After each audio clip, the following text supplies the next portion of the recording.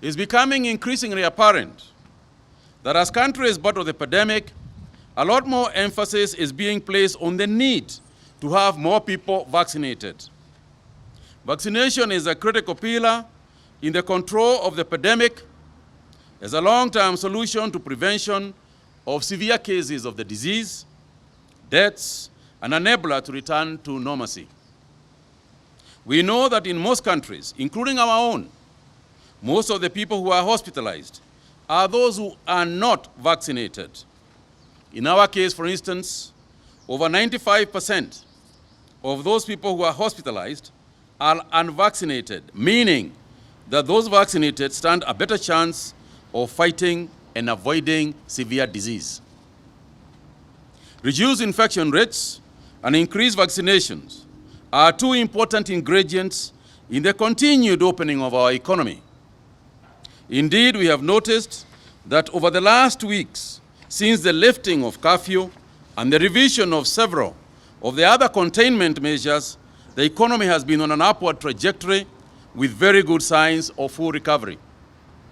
We are largely a service economy, dependent a lot on people-to-people interactions, hence the need to ensure the interactions remain safe. As you might be aware, we have been traveling in the last couple of days in several countries, and we have observed an increase in trends towards heightening vaccination efforts in many countries. We have started seeing more and more countries requiring people visiting to not only have COVID-19 negative tests, but also show proof of being vaccinated, not partially, but rather fully vaccinated. It's very important then that we are not left behind in this new world order, especially because we are a tourism destination of choice to many people around the world. We need to demonstrate to the world that we stand in solidarity in the use of vaccines as a mitigation tool against COVID-19 as we welcome visitors to our parks, beaches, and hotels. It is worth noting that COVID-19 vaccination program continues to make good and steady progress towards our herd immunity goal and coverage targets. I'm pleased to note that we have so far received some 10.7 million COVID-19 vaccine doses and administered some 6.4 million vaccinations. I'm happy to report that among our priority groups, 88% of our health workers and 79% of our teachers are now fully vaccinated. We are, however, concerned that only 18% of the elderly population is fully vaccinated and that vaccine uptake has generally been slow in some counties following the lifting of the curfew last month. We are particularly concerned that low uptake of our COVID-19 vaccines in high counties, in some counties of high population densities, such as Siaya, Meru, Bungoma, Busia, Migori, Kakamega, and Homa Bay, where full vaccination status is still below 5%. Let me remind Kenyans that our overall goal of achieving herd immunity is vaccinating 30 million Kenyans before the end of next year. This means that beyond our adult population, we must also vaccinate some young people who, in most cases, though not bearing the burden of the disease, are carriers, and some of them are also spreaders. As such, it is important to get them vaccinated to reduce their chances of transmitting the virus. We are in a good place now to consider extending vaccination to this group, because in addition to the 10.7 million doses that we have so far received, we are scheduled to receive another 8 million doses of various vaccines. Together with this marked improvement of our vaccine supply, the Pharmacy and Poisons Board has reviewed and given emergency use authorization for the administration of Pfizer vaccines for persons 12 years of age and above, as recommended by the World Health Organization. We are expecting some 4 million doses of this vaccine, which will be administered to even younger people. The global consensus is that convincing as many people as possible to get vaccinated should be a top priority for all nations. Following a review of the prevailing situation in the country and consultations with our epidemiologists, the National Emergency Response Committee, as well as Ministry of Health technical advisors, and as pronounced by His Excellency the President in his Mashujaa Day address to the country, and taking into account the very critical need of ensuring the country remains on track in the containment of the disease, the following strategies are proposed for implementation. Number one, everybody seeking in-person government services should be fully vaccinated and proof of vaccination availed by December 21st, 2021. Such service will include but not limited to KRA services, education, immigration services, hospital and prison visitation, NTSA, and port services, among others. In order to accelerate the vaccination, the ministry, in collaboration with county governments and other stakeholders, will be undertaking a 10-day mass vaccination exercise from November 26th with the aim of administering adequate vaccines as well as to as many people as possible. Number two, counties should A, take up testing at facilities by increasing the capacity of clinicians to detect and test those that present with any symptoms. Number B, ramp up vaccination by integrating COVID-19 vaccination activities into routine clinical services and public health services, such as during ward rounds, routine and special clinics.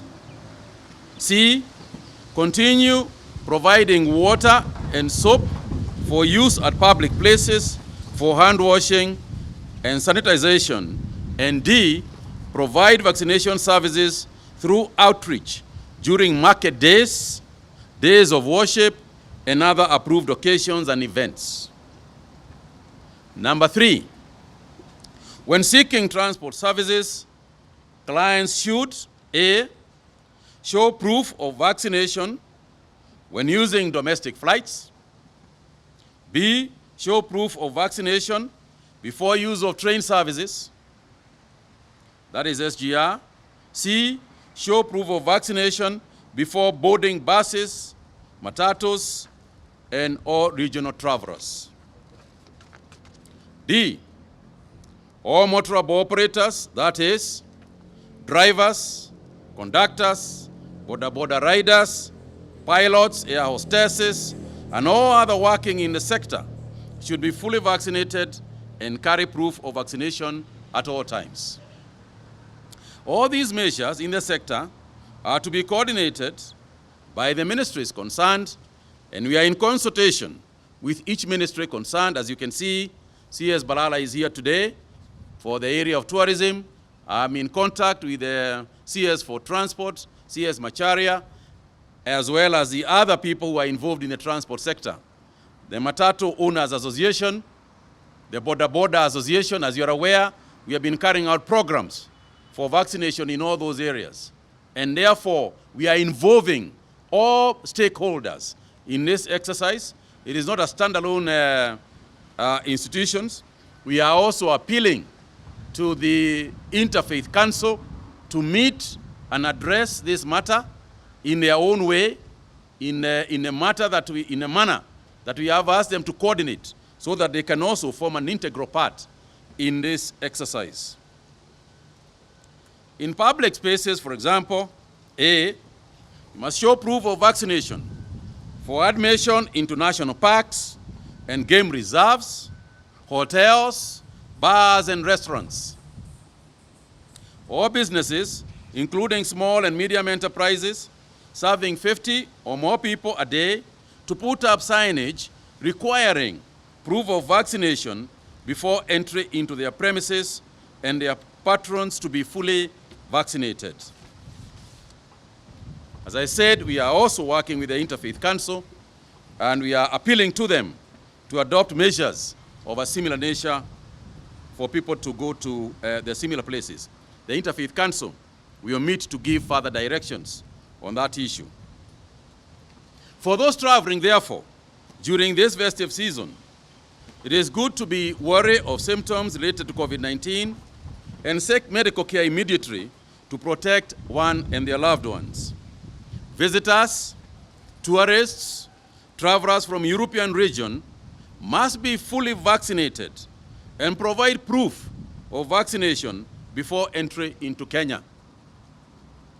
In view of the emergency use authorization by the PPB and following the World Health Organization recommendation, I direct that we open vaccination of young people with Pfizer from Tuesday the 23rd of November, lowering the applicable age to 15 years and above. The estimated population in this group is approximately 5.7 million. Finally, all Kenyans are advised to continue to strictly adhere to the regular public health and social measures, including proper use of face masks, social distancing, hand washing, or use of hand sanitizers at all times. Before I go any further into the remarks that we want to make, I want to give a chance to my brother C.S. Balala to welcome this pronouncement. We have been consulting on the issue of admission in the hospitality industry, the tourism industry, and the travel industry, of how do we admit people and confirm they're healthy. The first thing we want to welcome is that all facilities, both hospitality and travel, will require every person entering, being admitted, to have fully vaccinated certificates. And they're all digital, so it's easy to recognize. All national parks and protected areas will also demand the same from the 21st of December. This is why what we are doing today is we want to control the spread of the pandemic, because it's going to be a festive season. We are going to celebrate, we are going to enjoy ourselves, but we need to enjoy ourselves while we are safe as well. So this consultation has been there in the last 1 month.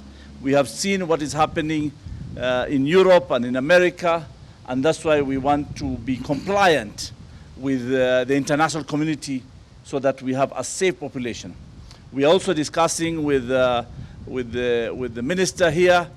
When you are fully vaccinated, you are much safer. And at the later stage, we will review on the issue of requirement of PCR testing, especially for travelers. These are the things we'll review at a later date, but now we want to welcome the pronouncement of requiring all facilities to demand for vaccination certificates. And if you fail, there'll be penalty on the facility and penalty on the individuals, and we'll monitor that. Thank you very much, Waziri.